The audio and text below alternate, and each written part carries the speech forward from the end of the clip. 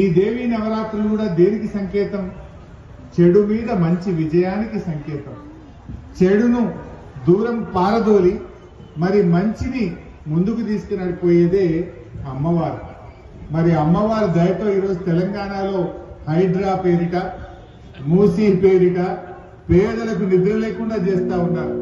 ఆ అమ్మవారు ఆ రేవంత్ రెడ్డి కలలోకి వెళ్లి ఇప్పటికైనా ఈ పిచ్చి పనులు మానుకునే విధంగా ఆయనకు చెప్పాలని అమ్మవారిని పేదల ఉసురు పోసుకోవచ్చు.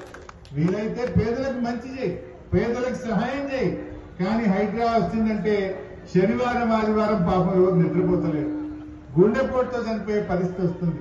నేను అమ్మవారిని వేడుకుంటా ఉన్నా, అమ్మా ఆయన కొంచెం సద్బుద్ధిని ప్రసాదించి మంచిగా మాట్లాడే పద్ధతిని ప్రసాదించమని ఆ అమ్మవారిని నేను వేడుకుంటా ఉన్నా. ఏదైనా జీవితంలో కొంతమందికి అవకాశాలు వస్తాయి, కానీ మంచి చెయ్యాలి.